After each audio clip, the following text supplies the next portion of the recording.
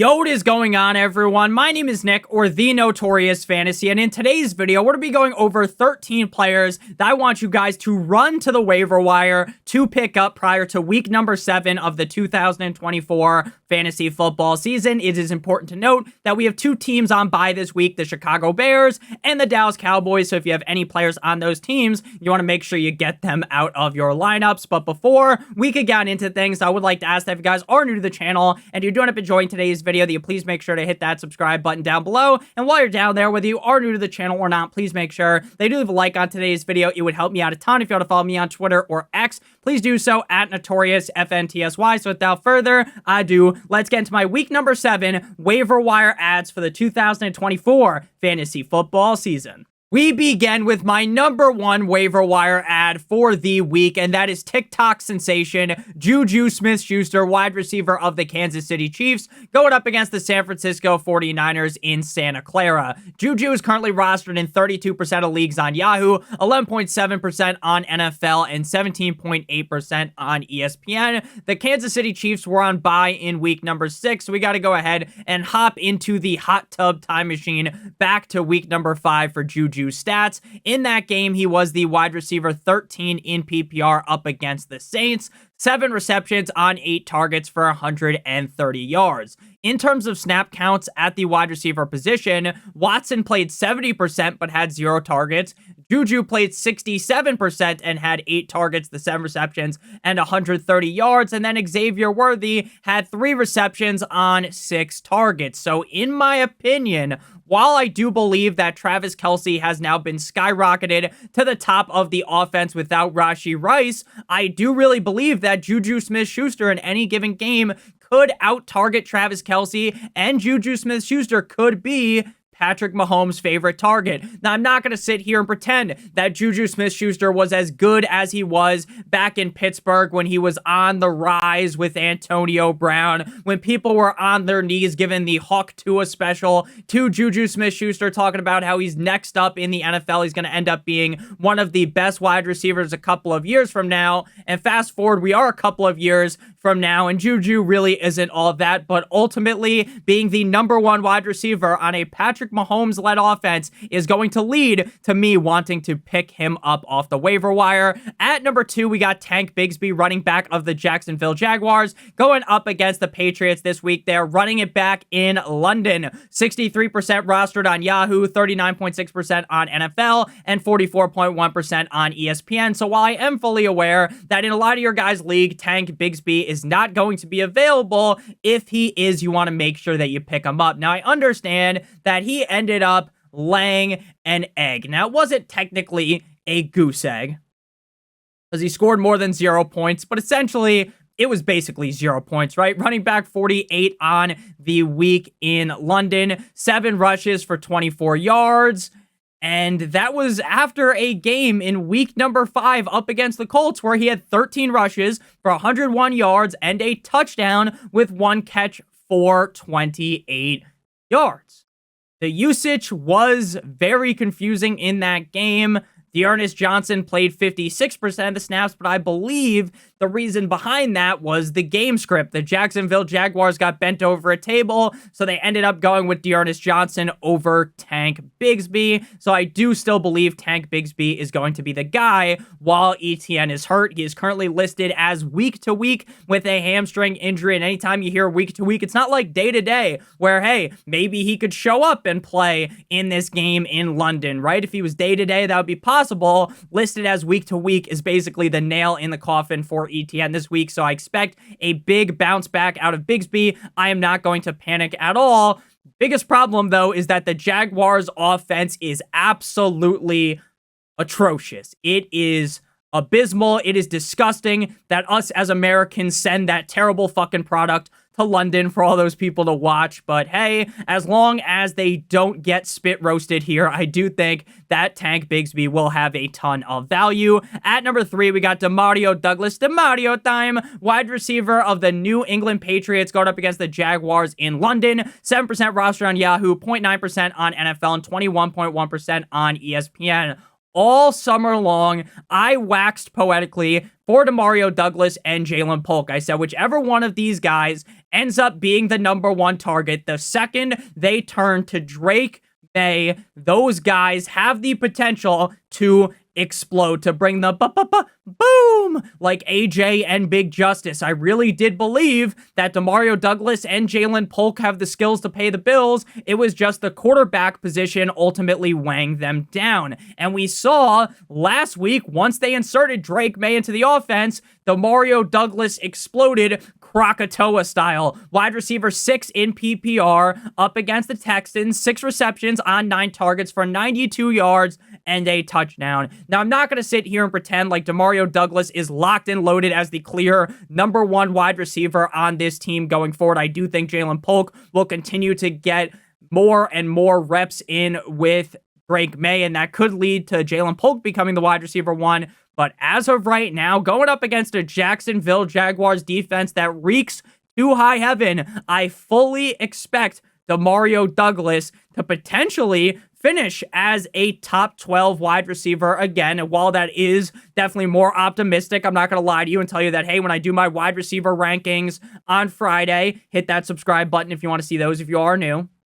I'm going to have him ranked that high. That would be fucking stupid to rank him that high, but he definitely is a start-worthy player, a great flex option for you. Last week, the snap counts went as followed. 83% of snaps for Kayshon Boutte, 65% for Polk, 62% for Douglas, and 52% for the Bourne one, Kendrick Bourne. I liked Demario Douglas a ton last year, and now that he has a real quarterback, the upside has been unlocked. At number 4, we got Tyrone Tracy Jr., running back of the Giants, going up against the Philadelphia Eagles.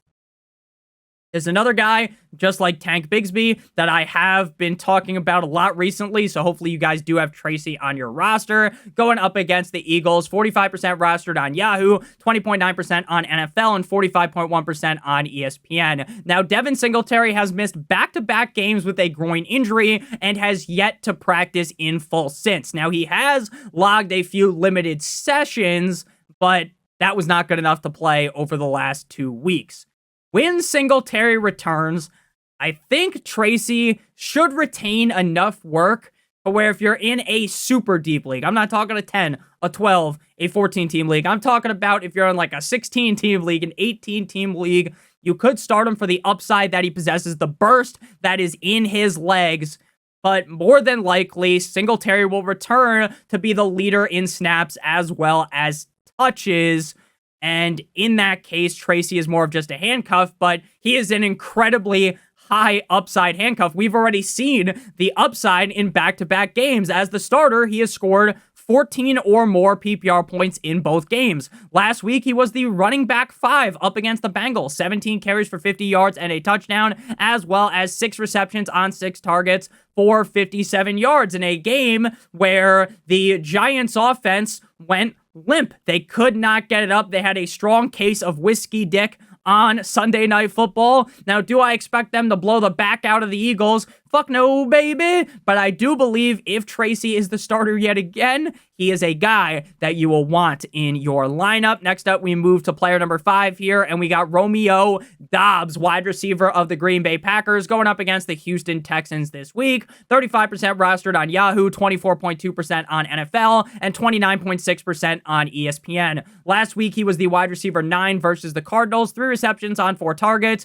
for 49 yards and 2 touchdowns. Now, am I going to sit here and pretend like Romeo Doubs is a guy that you want to lock into your lineup, right? Demario Douglas, he's a very safe bet. JuJu Smith-Schuster, he would be a lock in a lot of my lineups. Tank Bigsby, if he's the guy, you want him in there. Same with Tyrone Tracy. So when it comes to Romeo Doubs, he isn't necessarily that. Now, there are teams on bye this week, so you can play him, but there is obvious risk. While he is playing the most amount of snaps on the team with 74% last week, Watson Christian himself had 60%, Jaden Riley-Reed 53%, Bo Melton, Rutgers legend 37%, Heath 23%, and Wicks 14%. While the snaps were abundantly there, the targets are going to go every which way every single week. It's kind of going to be like an Oprah Winfrey offense. You get the ball, you all get the ball. So while Romeo Doubs did score 2 touchdowns last week, and while Jordan Love was fondling Romeo Doubs' nutsack in the offseason, talking about how much he loves Romeo Doubs in the red zone, I think Romeo Doubs has that upside to score multiple touchdowns, but he is far from a safe bet. But I like this matchup against the Texans a ton, and that could lead to Doubs having a repeat top 12, top 18-ish performance. Next up, we got Xavier. Somebody touching my Legette, wide receiver of the Carolina Panthers, going up against the left hands up. Who are we? The Commanders in Washington. 19% rostered on Yahoo, 5.4% on NFL, and 28.9% on ESPN. He was the wide receiver 31 in PPR up against the Falcons at home in Carolina. 3 receptions on 4 targets for 23 yards and a score. To me, it is crystal clear that he is the wide receiver 2 on this team. It's not Jonathan Mingo. It's not Tommy Make That Ass Tremble. It's not Jatavion Colonel Sanders. It is Xavier Legette with Adam Thielen on IR. When Adam Thielen returns, he could shake things up a little bit and, bump Legette down a peg. But as of right now, Legette's the number 2 prior to his injury in week 5, because he barely played in week number 5 because he got hurt. In week 4 up against the Bengals, he had 6 receptions on 10 targets for 66 yards and a touchdown. The Commanders' defense is straight booty cheeks. Shout out Kim Kardashian. So I do believe that Xavier Legette has big upside in this game. Again, he's another guy that's not really a must-start guy. He is far from it. But in a pinch, he's a guy you could throw into your lineup, especially without Adam Thielen. At number 7, we got Drake Maye, quarterback of the New England Patriots, going up against the Jaguars in London. 6% rostered on Yahoo, 1% on NFL, and 3.8 on ESPN. Now, I talked about last week that I thought Drake Maye had a ton of upside, that I was ecstatic to see what Drake Maye was going to do, but I was hesitant to start him, right? Going up against the Texans with D'Amico Ryans, that could have been a game where Drake Maye was getting plowed like he was on the bang bus, but he still lost the game, right? It's not like the Patriots were even that competitive in the game when you look at the final score, but Drake Maye played quite well as a top 12 quarterback.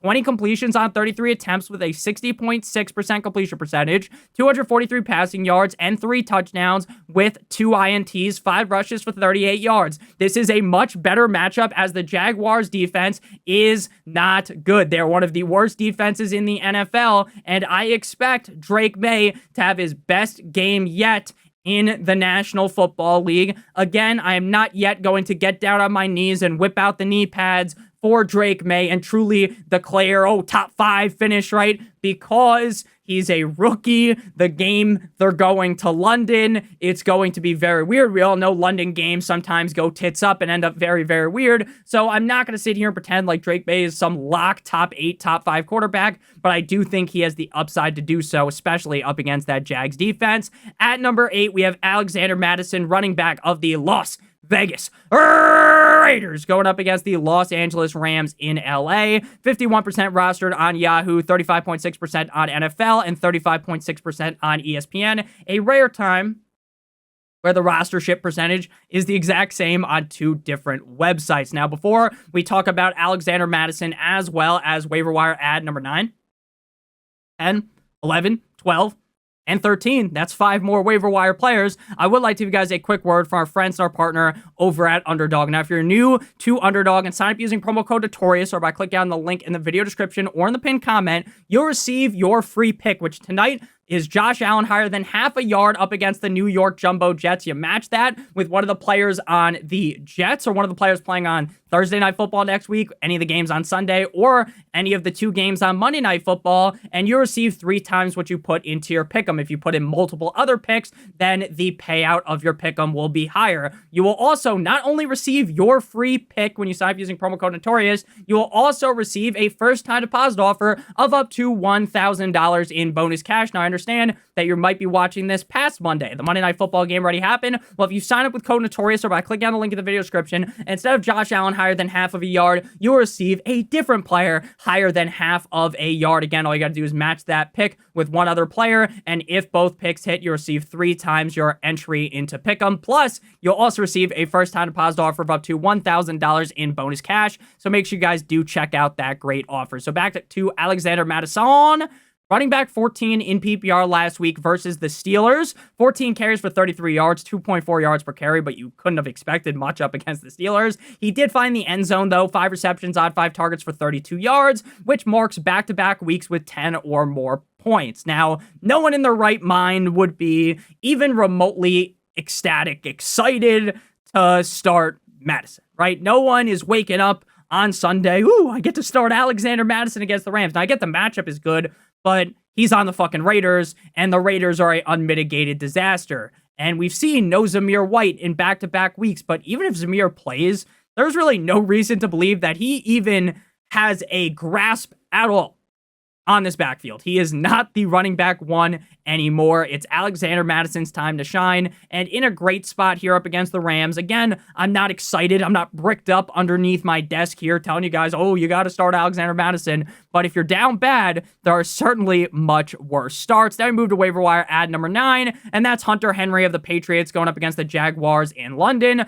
26% rostered on Yahoo, 15.6% on NFL, and 18.3% on ESPN. Tight end 7 last week in PPR up against the Texans. 3 receptions on 5 targets for 41 yards and a touchdown. Now, I still don't believe that Hunter Henry is this super safe condom wrap tight end, right? I don't think Hunter Henry is going to be a guy that's reliably a top 10, top 12 option every single week and twice on Sunday. He's not going to be a guy that I'm going to talk about in the tight end start sit video or the tight end rankings video as a must start, right? He's not a guy that gets the drum banged for him, right? Like you are going to war up against England, the Redcoats in the Revolutionary War, right? That is far from what is going to happen, like you're in Assassin's Creed 3. But I do still think that, hey, your tight end's on bye, or you're not getting great tight end production.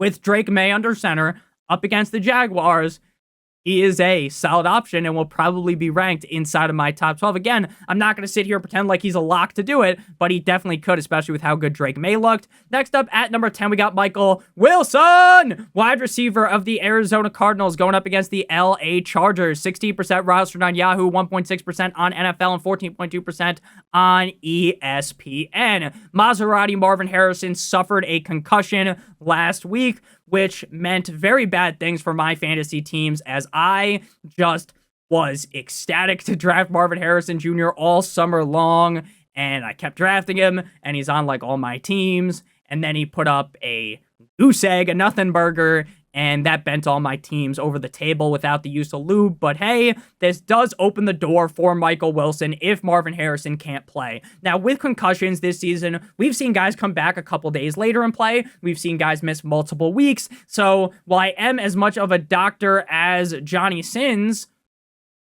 I don't even think most doctors would be like, oh, I know clearly Michael Wilson's returning, or not Michael Wilson. I know clearly Marvin Harrison's returning, or clearly Marvin Harrison Jr. is not returning, right? It seems like a toss-up. Wide receiver 35 in PPR last week for Michael Wilson in Green Bay. 2 receptions on 4 targets for 21 yards and a touchdown. But what I'm really looking into is the snap counts, right? Michael Wilson played 95% of the snaps. Xavier Weaver, like the fucking bug from Dota 2, played 71% of the snaps, and Greg Dortch played 62%. So I think the most targets are either going to go probably to Trey McBride, but Michael Wilson or Greg Dortch. Matchup here up against the Chargers is far from ideal, but if you have Marvin Harrison Jr. and the waiver wire is barren, then there are worse pickups than Michael Wilson. Next up, we got Ty Chandler, running back of the cold like Minnesota Vikings, going up against the Detroit Lions. 27% roster on Yahoo for Chandler. 5.1% on NFL. 33.4% on ESPN. Now, they are coming off of a bye week. Aaron Jones got hurt prior to the bye week in that game up against the Jets in London with a hip injury. If Aaron Jones ends up playing, then Chandler is just a high upside handcuff, right? If Aaron Jones was to miss a lengthy amount of time, knock on wood, then I think Ty Chandler is one of the premier handcuff running backs in fantasy football. So if Aaron Jones doesn't play, I think Chandler would become a top 24 running back in my rankings. Now, he was far from that up against the Jets. 14 rushes for 30 yards and 2 receptions on 2 targets for 9 yards in London. But again, I'm not just going to look at a one-game sample size and be like, oh, he had one shit game in London where he had to come in. He's not very good. This Vikings offense is going to score a boatload of points week in and week out with Mono Man Sam under center. I understand that the Detroit Lions absolutely suffocated the offense of the Dak Prescott-led Jerry Jones birthday Dallas Cowboys, because the Cowboys, no bueno in that game, but I think this could be a very high-scoring one that leads to Chandler scoring a boatload of points. At number 12, we got Isaac Guerendo, running back of the 49ers, going up against the Chiefs. 4% rostered on Yahoo, 0.4% on NFL, and 0.9% on ESPN. Jordan Mason was rocking a non-contact jersey at practice today after suffering the AC joint sprain. If Mason cannot go, Jordan, the numbers, Mason, what do they mean? Then Guerendo would slot in like a top 14 running back spot. Now, I know that Shanahan has missed on running backs in the past, but recently this has felt like a running back factory in San Francisco, because once Mason got hurt, it was like he never left. It was like they just had Mason 2.0 chilling there in Guerendo. Up against Seattle in primetime Thursday Night Football. Sure, he was the running back 27, but he had 10 carries for 99 yards. Quick math, that's 9.9 yards per carry. Mason was on the sideline with his helmet, so he didn't want to go because his shoulder was hurting him. But I have a feeling that if that was the playoffs or the Super Bowl, we would have seen Jordan Mason return. So I would say there's a likely scenario that he comes back. But again, if you are a Mason owner, you definitely want to pick up Guerendo just so you have another option. Now we move to the final player. We got Kimani Vidal, running back of the Los Angeles Chargers, going up against the Arizona Cardinals in Arizona. 11% rostered on Yahoo, 0.4% on NFL, and 2.3% on ESPN. And Kimani Vidal has an amazing name because he sounds like he would have been FPS Russia's cameraman back in the day. Running back 19 in PPR last week up against the Broncos in Mile High in his NFL debut. 4 carries for 11 yards and 2 receptions on 2 targets for 40 yards and a touchdown. Now, is Kimani Vidal instantly better than J.K. Dobbins? Fuck no, baby, because J.K. Dobbins has been running hot. He has been on fire, NBA Jam style, so I'm not going to sit here and say that, oh, J.K. Dobbins is going to lose his job. But we know who J.K. Dobbins is, and that's the type of motherfucker that stubs his toe and is out for the season. Now, we don't root for injuries. I told you guys all to draft J.K. Dobbins in the summer. Told you all to pick him up prior to week 1. So I am definitely in the bandwagon that wants J.K. Dobbins to be healthy, but we know who he is. He does get hurt a lot, knock on wood. And if he was to miss time, then Vidal would instantly be the running back 1. Gus Edwards is hurt, and Gus Edwards also just didn't look very good when given touches. Dobbins played 73% of the snaps last week, 24% to Vidal. So obviously, you're not jonesing to start Vidal up against the Cardinals. Even if it's a soft serve matchup, you're not going to sit there fucking shaking, thinking about, ooh, I need to get, scratching your neck, I need to get Vidal in the lineup.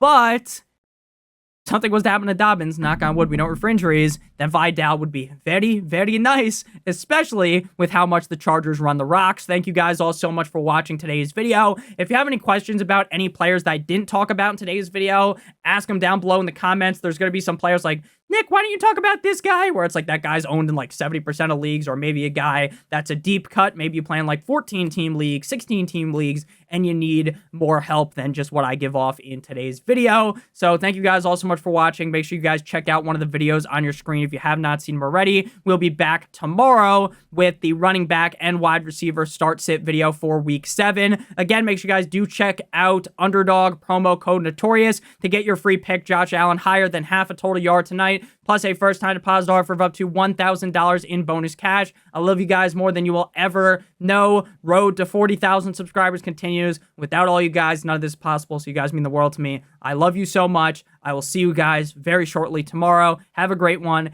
As always, good boy.